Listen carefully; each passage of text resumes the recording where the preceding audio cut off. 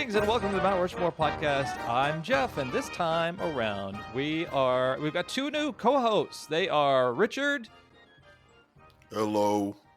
and Michael. Howdy. Wait, What? I Wait. think that was just the same host Same that we ones. had, but Richard was going along. See, yes, and that's Richard's motto. Michael says, fuck no. Oh hell, nope. Jordan Peele and Michael are the same motto. The Mount Rushmore of cycling is our topic, and it was chosen by Richard. Yes, I wanted to do, I was thinking about Cycling scenes. Yes, cycling scenes. And I was thinking about, I was actually thinking about our previous episode on skateboarding scenes. And I started thinking about, there's just as many great bicycling, other sorts of cycling scenes in movies and TV shows and music videos and what have you. So I thought it had been a long time since we had done that. So I thought it would be an interesting companion piece. Awesome. Love it. Yeah. And we could put it in the cycling segment of the Mount Rushmore podcast website, because there's when you go, we put together a group, a cluster. I'm excited for one day when we get to Mount Rushmore of pogo sticking scenes. Yes. Yeah. Which will include obviously a death scene from Leprechaun where he pogo sticks a guy to death, and also Tremors where someone is pogo sticking and the tremor creature comes up and tries to get them. And that is it. That was a little mini-sode right there. I know. They were halfway to this. There's got to be two more somewhere. Absolutely. I feel like by the time we end this episode, let's come up with two more. Okay. Even if they're fake, let's just come up with it. That's a good point. So Winfield, you start. Okay. I think this one's a no-brainer. When you're thinking of amazing cycling scenes in movies, you think of like a race on a college campus. Maybe the alma mater of your wife. And of course, what I'm thinking of is the scene in Revenge of the Nerds when Takashi Toshiro, the Japanese nerd, is on a tricycle race in the kind of the Greek games when they're doing laps around the campus on tricycles, and after each lap around, they got to chug a beer, and Takashi takes some sort of pill, trichloromethylene, and continues to not get drunk as the other jocks and other people go around and around in the kind of the Greek game sort of thing. And he says this great line, "They don't stand no fucking chance now," and he feels fucking great. This movie is so despicable these days. It really is. But that scene, just perfect. And I know, obviously, that was a red herring for you, Richard. I kind of guessed what you were going to choose and probably what I should have chosen. And to my wife, I'm sorry, but this is the college race scene of choice on my list. Mm-hmm. And don't they play like Bicycle Built for Two or something, like almost like a kid's piano version or something? Yeah, and it's sung in Japanese. Yeah, that's right. Yeah, there's the Japanese version of Bicycle Built for Two as he's racing around with this huge smile as all these other gigantic men on tiny tricycles stumble and fall and crash, and he's lifted off as a hero, and all the alpha betas are glaring at him being like, I can't believe these fucking nerds won that one. We'll get him at the next one. The javelin toss. Oh no. Lamar wins the javelin toss as well. Yeah. Spoiler alert. Spoiler alert. Yes. I'm amazed at what that film did to empower nerds and set and empower homophobes and racists. It's as much as it was an advocacy, while it also extended a stereotype of nerds, it sure did a lot of bad.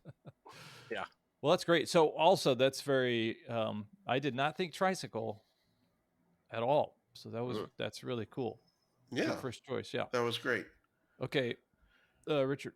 All right. So I will go with the one Michael and Jeff and I were alluding to. This would be the final race scene in the movie Breaking Away. Yeah. Yes, of course. Perhaps the greatest bicycle movie of all time. For sure. I mean, BMX Bandits was pretty great, Hmm. but I think if you're talking about the totality of bicycling movies, I think Breaking Away is certainly at the top. A story of four townies in Emily Winfield's hometown of Bloomington, Indiana, who are well, one of them in particular who is has fallen in love with the concept of being Italian Hmm. and Italian bicycle racing, even though he is not Italian, and is now obsessed with being a bike rider.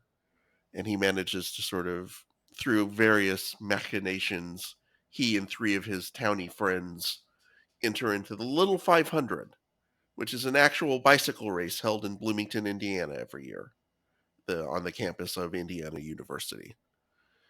And it's just the one of the ultimate underdog story type movies.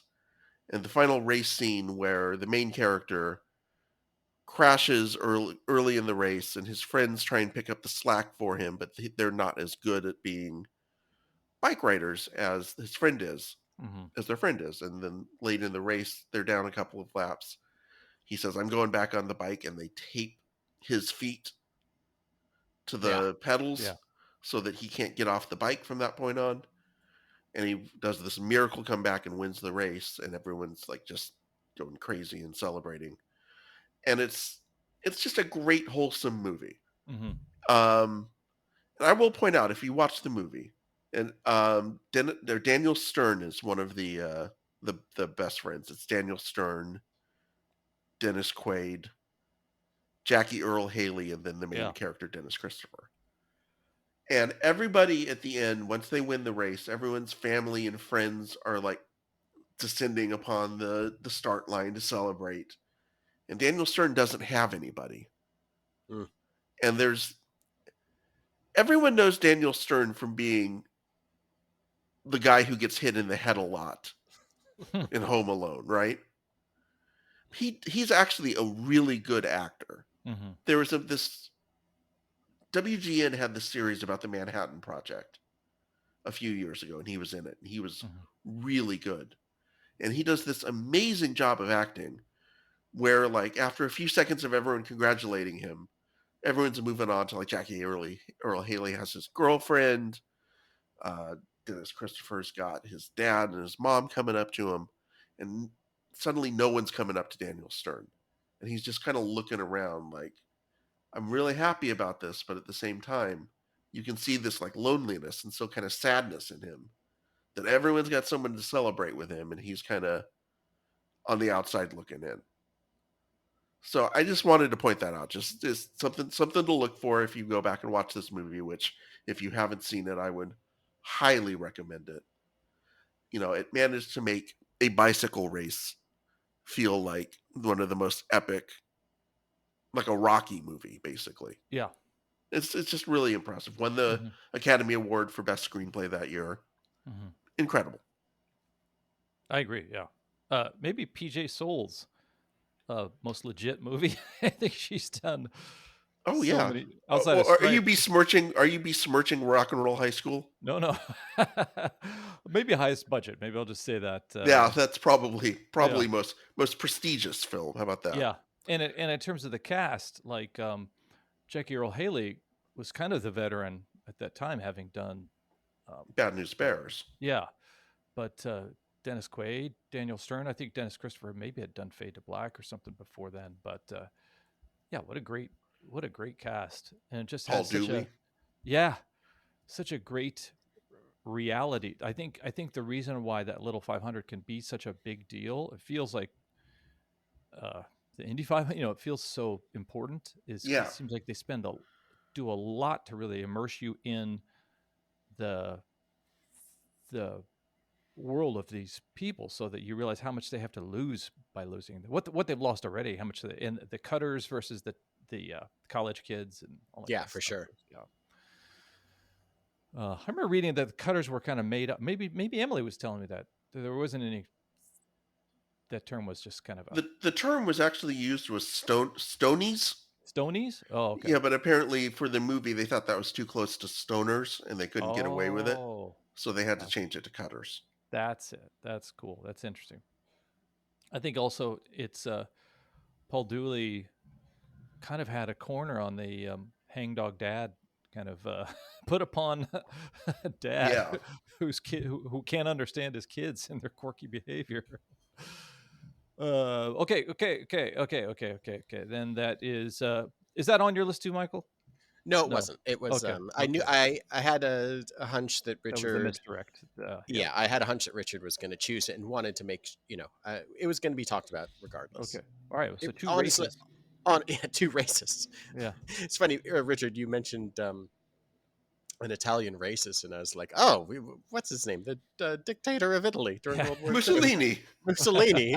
That's who we wanted to be. I said racist, and I was like, I mean racer. Oh boy, that could come Uh, out really bad. I'll say, oh, quick aside. When my sister was in high school, she went to prom with a boy, and he was a bicyclist. And it was like on prom itself that my mom says, "Oh, so you're going with that racist?" And my mom is Austrian, and sometimes the translation Yeah. doesn't always click. But I always think of that whenever I see a cyclist. It's like, oh, a racist. Yes, mom. Yes, mom. All right, Uh, Winfield, what's your next one? my next one, I wanted to have something that was a chase, like a bicycle chase scene, and there's so many Mm. great ones. Mm-hmm. But I went with the kind of final chase sequence in Pee-wee's Big Adventure, Oh, fun. where Sure. the entire movie has been built up about Pee-wee's missing bicycle and his quest to get his bicycle back, and the fact that it's like right down the street, basically. Like he seemingly lives in somewhere in the valley, and then of course the uh, bicycle ends up at like the Warner Brothers lot, and he goes all over, down to San Antonio, Texas, and all over the Southwest to find his bicycle. And of course, it's like in his backyard, basically. But the scene when he finally gets it back and he's being chased by studio guards and going through all these different, very classic, any. I don't know if it's like this nowadays to be on like a working studio lot, but there's Yeah. a guy in a spaceman suit eating lunch next to someone that's dressed up for like A showgirl or a showgirl yeah. next to like a Spartan, Mm-hmm. and Pee-wee is stealing the spike and kind of going through all these different scenes where he's like kind of riding through like a jungle or like a forest scene and swinging across something with Tarzan style, or driving through kind of like an old Toho Godzilla set and running Yeah. over everything and being chased by Santa Claus, and then of course somehow Dee Snider and Twisted Sister are filming a music video at the same time, and it's just it's amazing. And he finally stops to save a bunch of animals from a burning uh, Pet store. pet store. Thank you. Before he gets caught, but it's such a great, all these kind of little Rube Goldberg, not quite, but just like all these things keep getting added up, Mm-hmm. and the silliness of it is just great. Yeah, that's a fun finale for sure. There's something I really I just don't know that the Pee-wee in films was ever captured any more vibrantly than in that first one. And it was almost seems like it's the brighter side of Tim Burton. Like we've seen Tim Burton, turn Batman or something else into a circus gone wrong, dark Yeah, gothic circus. I But gotta that was say, Big Top Pee-wee is great. is it? Yeah. Is it? It's I haven't like seen it in years. it. Go back, get a couple of glasses of wine, and watch Big Top Pee-wee, and there is just great silly stuff in it that's like just ridiculous. Mm-hmm. But yeah, you are right with Tim Burton. He kind of deviated away from brighter things to darker things to just kind of like psychedelic, creepy, weird things, and he's Yeah. kind of stayed in that realm. Yeah. Yeah. Still super super fun. Okay, cool. Yeah. All right. So, Richard, what's your second?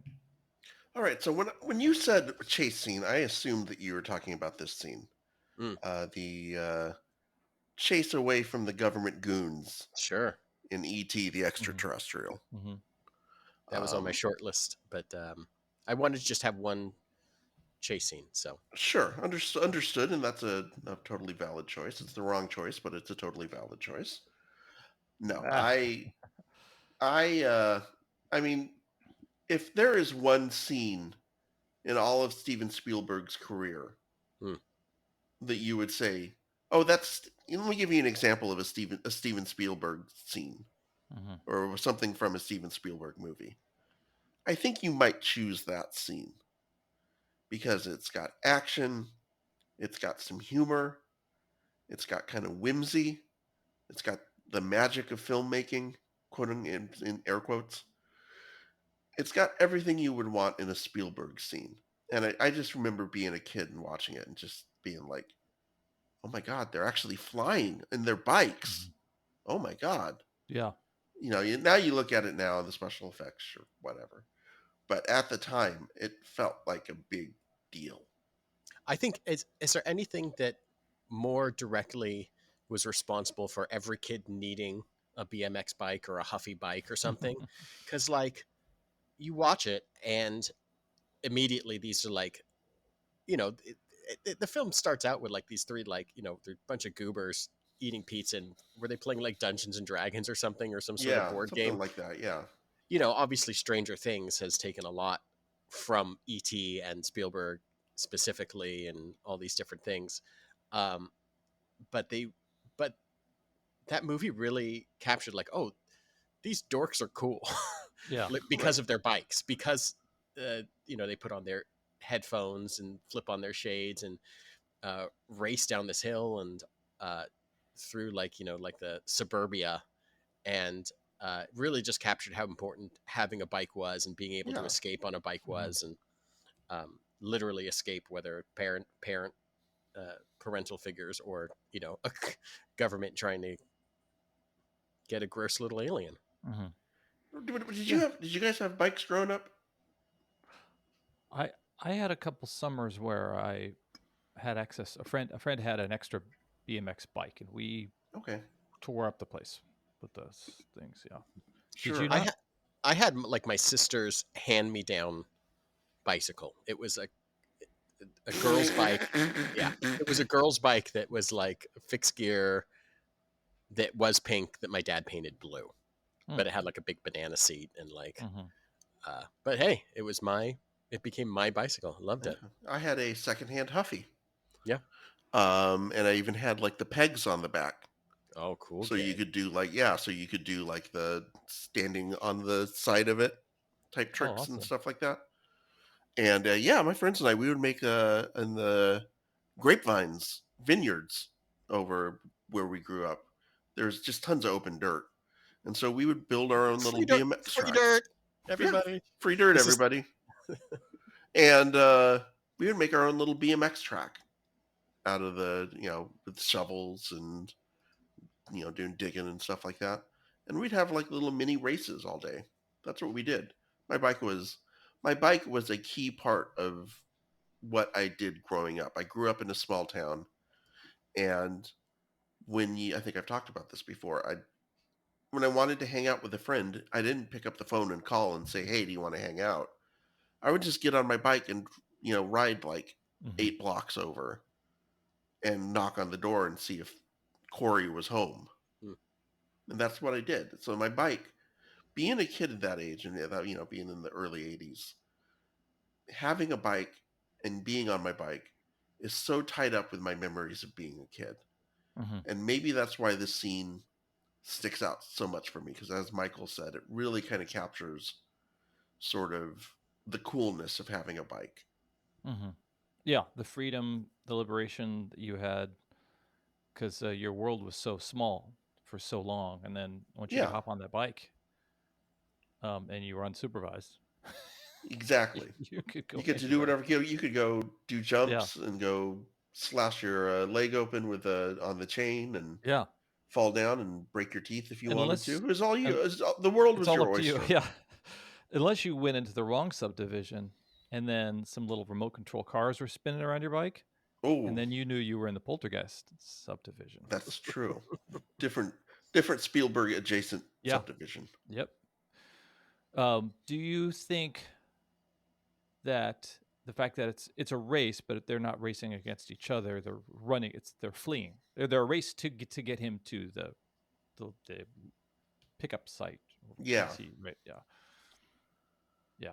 Okay. Yeah, it's like a race, and I think it's exciting the fact that as a kid, it's almost like the kid ingenuity factor of it, right? Yeah. That even though the government goons have cars and fancy equipment and everything, Yeah. we can still beat them because we've got bikes. We also happen to have an extraterrestrial that can help us to fly. That Yeah. helps. Yeah. But I think that part of the when you talk about Stranger Things and you see some of the things they've done with bikes on those, it's the same concept, right? It's this idea that kids on bikes can somehow outrace Mm-hmm. adults in cars. Mm-hmm. Mm-hmm. And that's how Yeah. you felt. I felt as a kid. You felt like you were flying, like you were just really, Sure. yeah. Okay, I'll let the melancholy continue after we take this break to let you know that you are in charge of the Mount Rushmore podcast. You can suggest topics and we'll do them. We don't have a choice. This is our community service. Yes, that's true. We are white collar criminals who have been assigned this through a federal court judge has assigned that we must do this podcast and that we must entertain the topic of any person out there on the internet, whether it be worthy of our intelligence or not. So if you have a topic, let us know and we'll probably do it. As long as it's not pasta shapes, we'll probably do it. So That's you can true. submit that through Facebook, Instagram, Twitter, TikTok, Snapchat, Periscope, Truth Social, MySpace, Friendster, Wow. Blogger, LiveJournal. I think those are it. Is that it? Tribe.net, that was another one. Tribe.net. Okay. So send them on our way and we'll do it. Why? Because it's the terms of our parole. for all of those murders we For all did. the homicides. We shouldn't have done those, guys. Should have done this. Can you imagine being in the ones, retrospect, being the should not adults have- who were like, "Oh man, we should have caught that alien, and maybe we should have shot those kids off their bikes." Like, can you imagine being on the wrong side of history with that? That'd be horrible. You're a cop. You come home. Why the long face, honey? These kids. They flew on their bikes. I couldn't catch them. Okay. All right. Winfield, what's your third? My third choice. My last two are kind of musical kind of numbers, but my third choice is the bicycle scene, obviously, between Miss Piggy and Kermit the Frog in The Great Muppet Caper. That's also on my list. Perfect. Where they are eventually joined by dozens of other Muppets and eventually other humans riding through a London park. And I think it is just perfect in the Muppets always have this sense of, boy, they're doing that in real life, and how they were able to use like these kind of hidden wires and film tricks and things to have Miss Piggy and Kermit. I don't know if they were animatronic in a couple of scenes or on radio controlled, but they just make it look so real for being these felt animals going around in circles. Kermit is doing these stupid tricks where he's standing on the seat, and God bless these puppeteers, these Muppeteers, and how they have just this sweet song playing. I think it's called "Saying Goodbye." This is shouldn't we Shouldn't we ride? Shouldn't we ride? Yeah. Shouldn't we ride? And it's just a great little 2.5-minute scene that just makes you feel all warm and good inside. I love it. Yeah, it started out originally because in doing the research for this, Apparently, in the Muppet movie, there's the scene where Kermit is riding Yeah. his bicycle, Yes. and Jim Henson said that everyone freaked out about how they did that. But there were other scenes in the movies, like where Gonzo falls out of the hot air balloon and lands on the falls off of the balloons and lands on the car, Mhm. but that were apparently much more difficult to do and took many more takes. But all anyone wanted to talk about was the bicycle scene. Oh, Mm, wow. So the Great Muppet Caper scene was basically like, oh, you want to see a bicycle scene? Hmm. We'll give you a bicycle scene. mm. And my one of my roommates in college was a huge Muppets fan and had this coffee table book all about the Muppet movies and the Muppet Show. And it went into one of the sections went into a lot of detail about how that's the Great Muppet Caper bicycle scene was shot. And read that book many times. I still can't tell you how they did it. Hmm. And you know what? And I'm okay with that. There are certain things I don't need to know. Like I like the mystery. I like the romance Mhm. of not knowing the behind the scenes nitty gritty of how they were able to get Yeah. Kermit and Piggy doing circles in opposite directions. Yeah. I don't need to know that. It's fine. It's like seeing a magic trick. Mm-hmm. Sometimes you just have to shut your brain off and stop trying to figure out how the magic trick gets done and just appreciate the trick. Mhm. And that's how I feel like about that scene in The Great Muppet Caper. Well, that's wonderful. You kind of saving yourself from being too analytical or uh, examining it because you know it'll take away the fun. Yeah, Yeah. exactly. Yeah. So you chose it, Michael. Did you have the same feeling about it, or what? Of course. It's you've already given in to accept that there can be a talking pig and a talking frog, and that the Yeah. talking pig and the talking frog can fall in love with each other. Let's add some more bicycles on top of it. And how are they going to pull this off? Mm-hmm. And I think what's great in that moment is when everyone else joins in. Like, like Richard said, they had the one, um, Gone with the Schwinn moment with Kermit the Frog in the first Mm-hmm. Muppet movie.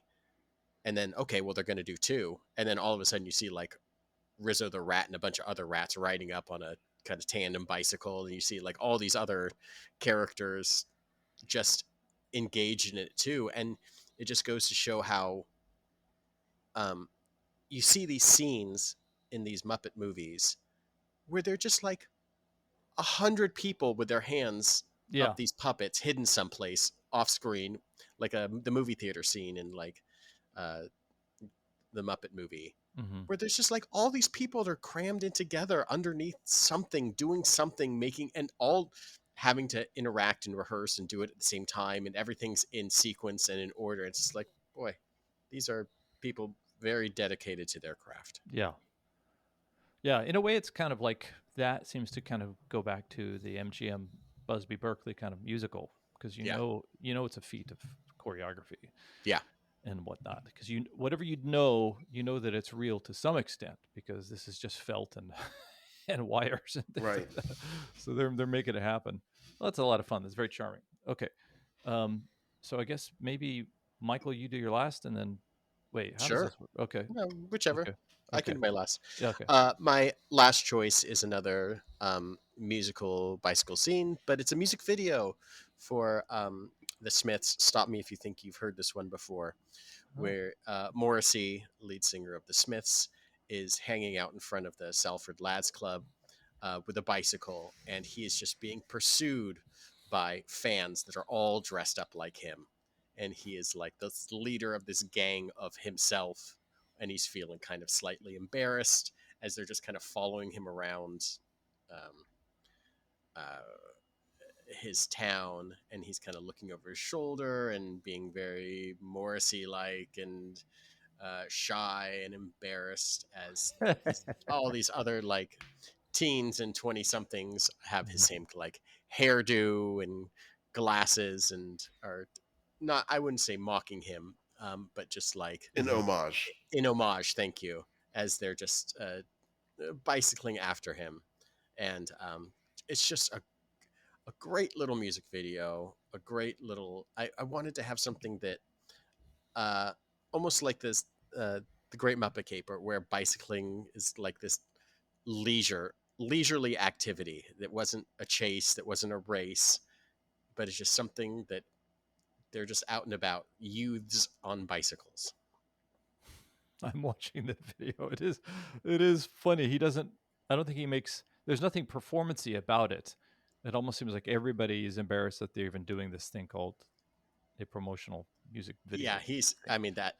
I think that was Morrissey full up, just embarrassed by his own popularity, or embarrassed that people would dress up as him. Yeah. But it's something that has, kind of harangued him for his entire career. People showing up dressed exactly like him, Mm-hmm. Idolizing him, even though he supposedly hates it. But who knows? I mean, Yeah. come on. Yeah. If someone dressed up like me, I'd love it. I loved it in kickball. Are you kidding me? When they had like a Michael Winfield night, and they all dressed up in like the stupid ninja bandanas and Nerd faux glasses. nerd glasses. It was like, of course, these are my people. They love me. How dare you? That's Is that what awesome. you think I look like? Okay. Okay.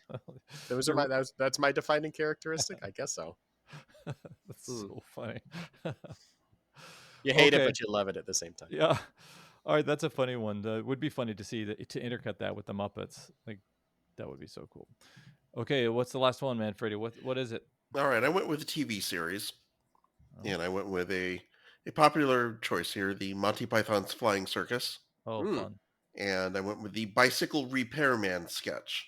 Oh, fun. Okay. Which, if you haven't seen it, it starts off with Michael Palin. There's a kind of a zoom in on him, and the voiceover is talking about how he looks like just your average, typical, everyday person.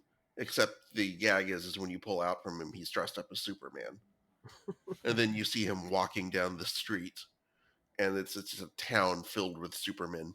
Mhm. Everyone's dressed up like Superman, even the kids are Superman. But he has a secret. He is Bicycle Repairman. And the whole gag is basically somebody, the little kid in a bicycle or in a Superman suit, comes into like a shop or I think a laundromat and says, "Somebody's bike broke down the street. Where is Bicycle Repairman?"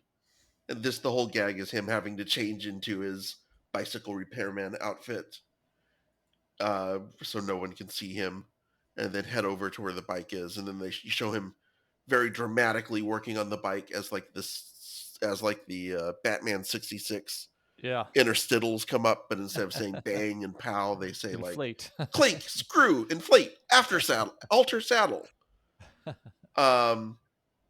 And of course, as he goes walking past the other Supermen, they're like, "Is it a stockbroker? Is it a quantity surveyor? Is it a church warden?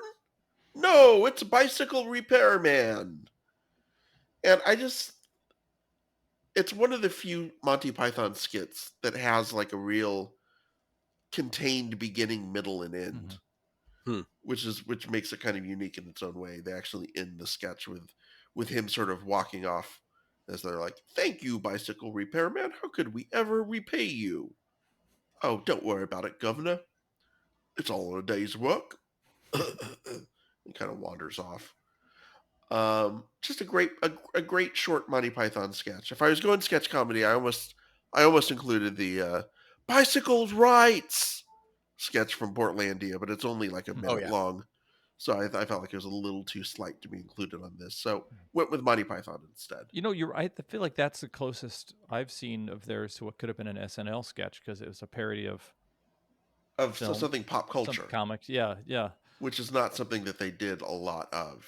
yeah, Now yeah. they Usually, they they later on they did do a whole episode, a whole like full on episode, the bicycle tour, oh yeah. which was following around this one character's bicycle tour around Hmm. England. Hmm. That was in the last season when they were starting to do more long form type stuff. Hmm. It has a lot of great gags in it, but I just thought the compact nature of this and just the like I said the really interesting beginning, middle, and end sequence of it, which you Hmm. don't get all the time with Monty Python. I thought was really compelling to me. It's funny that I've been watching a little bit of SCTV, and their last couple seasons were ones in which some regular cast members had moved on, Yeah. and so it's kind of they were doing kind of more long form conceptual things that required fewer cast members. So that sounds like what the bicycle tour one. Yeah, I think the bicycle tour. There was that. There was the Montgolfiers, hot air ballooning. Mm-hmm. So I think they were starting to get bored with the concept of just these quick 3 minute sketches. And you could see them starting to gag to do stuff that like what would eventually become Holy Grail and Life of Brian and things like that. Oh, fun. Okay, is that it? That's it. That's it. That's it. We're all cycled out. We're all cycled out. That was a lot of fun. Can I give a quick update? Yeah. Tremors and Leprechaun. That's it. Those are the only pogo stick. That's the only real pogo stick. Like there's like in the movie Jackass or one of the Jackass movies they had a pogo stick scene. But I mean, yeah, you know, I don't think that counts. No Quicksilver. No. What was the Joseph Gordon-Levitt movie that was like Spider-Man but not Spider-Man? Spider-Man on a bike. Like it was something. There was a Joseph Gordon-Levitt movie like 8 years ago where it was written by the screenwriter who did Spider-Man, and it was essentially like a Spider-Man movie in New York, but except he's on a bike. I forget what it's called. Okay, let's go with Revenge of the Nerds because that was a great choice, and let's get a funny misdirect. But I got to go with Breaking Away because it's got a warm spot in my heart for that one. And I feel like you can't not love a Muppet Caper. And let's see. And then I think I'd be a douche if I didn't pick E.T. There you go. Yeah, that's 4. That's 4. That's 4. Can you imagine the studio that did Schindler's List giving notes to Spielberg?